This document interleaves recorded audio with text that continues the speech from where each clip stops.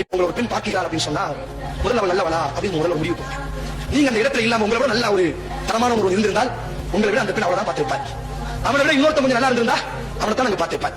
அதுபோல ஒரு பெண் நினைக்க வேண்டும், உங்களை ஒரு ஆண் பார்க்கிறான், உங்களுக்காக வேண்டி கழுத்தை இறக்கிறான், கையை வெட்டுகிறான், நீ இல்லாவிட்டால் செத்து போய்விடுவேன் என்றெல்லாம் பேசுகிறான் என்று சொன்னால் ஒரு கால் உங்களை விட அழகான பெண்மணி நீங்கள் நின்ற நேரத்தில் வேற ஒரு பெண் நின்றிருந்தால் உங்களை விட அவளைத்தான் அவன் பார்த்திருப்பான். அப்படியானால் உனது கருவை சுமக்கக்கூடியவன் பிற அந்நிய ஆண்களை பார்ப்பவளைத்தான் சுமக்க வேண்டுமா?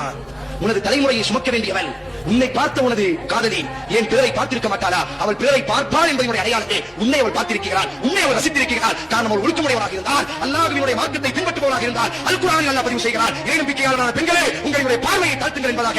என்றைக்கு இந்த பார்வை தாழ்த்தப்படாதோ காதல் என்பதாக உள்ளே வரும். அதற்கு பிறகு அந்த முதல் விபச்சாரத்தினுடைய கதவு திறக்கப்படுகிறது. உங்களை பார்த்த உங்கள் காதலன் கண்டிப்பாக இனி ஒரு ஆணையும் பார்ப்பான், உங்களை பார்த்த உங்கள் காதலி கண்டிப்பாக இனி ஒரு ஆணையும் பார்ப்பான். உங்களுடைய வாழ்க்கைகள் விபச்சாரத்தினுடைய வாழ்க்கைகளாகத்தான் அல்லாஹ் ரப்பல் ஆலமீன் பாதுகாக்க இது ஒரு நீண்ட தலைப்பாக இருக்கிறது. என்றாலும் சுருக்கமாக நாம் சொல்லிக் கொள்வதெல்லாம் விபச்சாரம் மிக கொடூரமான ஒரு பாவம், இந்த உம்மத்தை அழிக்கக்கூடிய ஒரு பாவம், அல்லாஹ்வை நாளைக்கு உலகத்திலும் நாளை கபரிலும் நாளைக்கு மறுமையிலும் எங்களை கேவலப்படுத்தக்கூடிய ஒரு பாவம்.